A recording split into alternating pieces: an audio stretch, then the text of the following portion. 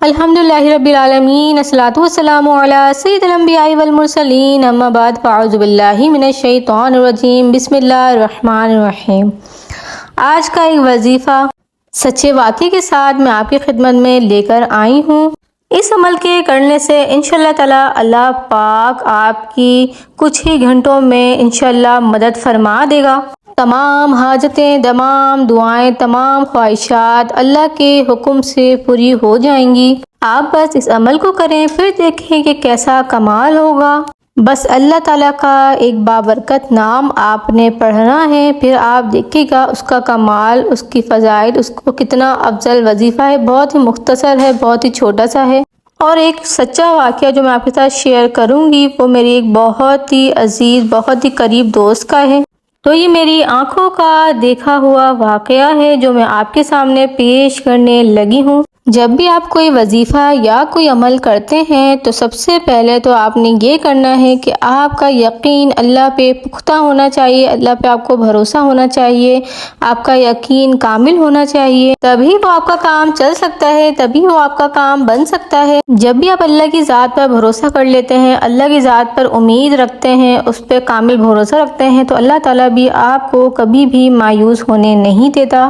جب آپ اپنے دن بھر کے کاموں سے فری ہو جائیں، یا پھر آپ دن میں کوئی ایک ایسا وقت بنا لیں جب آپ اللہ کی یاد میں، اس کی عبادت میں بسر کریں تاکہ اللہ آپ سے خوش اور راضی ہو جائے۔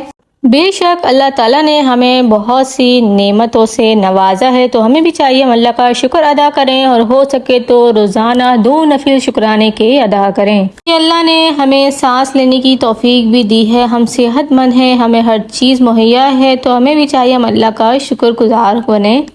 ایک میری بہن ہے، وہ اپنے گھر میں بس رہتی تھی، نہ زیادہ باہر نکلنا اور نہ ہی کوئی ایکسٹرا ایکٹیویٹی ان کی تھی، جس کی وجہ سے وہ گھر میں رہ کے گھٹ گھٹ کے جو ہے وہ زندگی اپنی گزار رہی تھی۔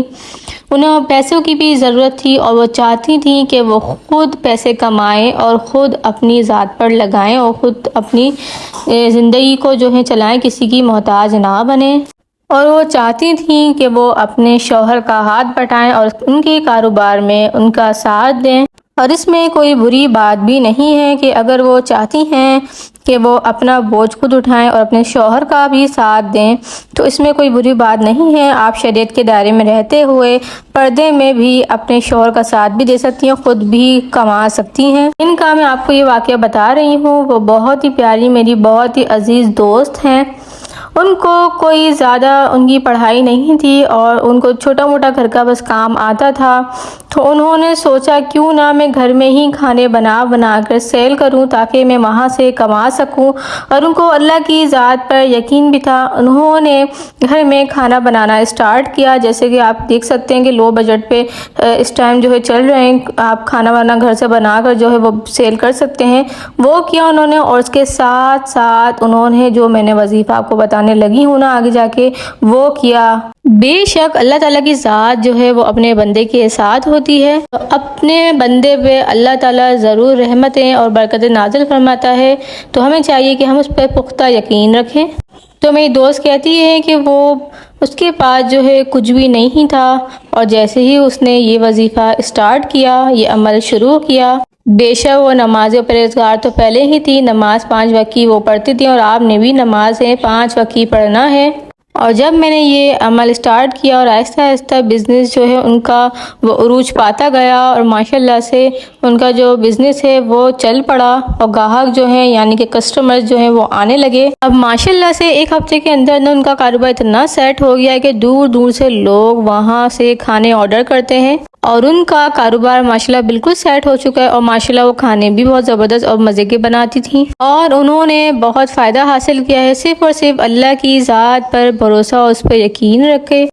اس وظیفے میں بہت برکت ہے، اللہ تعالیٰ کے ناموں میں بے شک بہت برکت اور فضیلت ہے۔ الحمدللہ جو اس وظیفے کو، اس عمل کو کرتا ہے تو اللہ پاک اسے بہت نوازتا ہے، بہت اس کی کام میں برکت عطا فرماتا ہے کہ اس کے پاس جو ہے وہ پیسے رکھنے کی جگہ نہیں ہوتی۔ آپ نے یہ وظیفہ بہت کامل یقین کے ساتھ اللہ پہ بھروسہ رکھتے ہوئے پاک صاف کپڑے اور آپ نے خود بھی پاک صاف ہونا ہے۔ کوئی ایسی جگہ آپ منتخب کر لیں جہاں پہ کوئی عمل دخل نہ ہو، یعنی کہ آپ کی توجہ نہ بٹے۔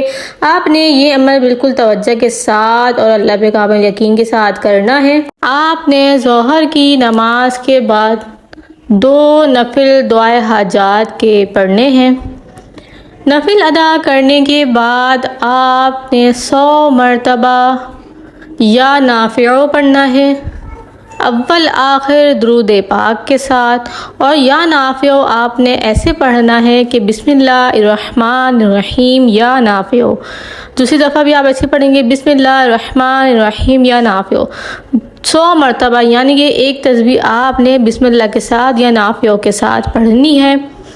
اور اس کے بعد آپ دیکھیں گے کہ اس کی کتنی برکت ہوگی اور کتنی اس کی فضیلت ہے، آپ کو خود پتہ چل جائے گا۔ جب آپ اس کو بالکل یقین اور کامل ایمان کے ساتھ پڑھیں گے تو انشاءاللہ آپ کو یقیناً فائدہ ہوگا۔ آپ اس عمل کو خود بھی کریں اور آگے بھی شیئر کریں اپنے بہن بھائیوں کے ساتھ، اپنے ریلیٹیوز کے ساتھ اور دوستوں کے ساتھ۔ انشاءاللہ تعالیٰ سب کو اس سے فائدہ ہوگا۔ اللہ سے دعا ہے کہ اللہ پاک آپ کی غیب سے مدد فرمائے، آپ کے رزق میں برکت عطا فرمائے، آپ کی تمام مشکلات کو حل فرمائے۔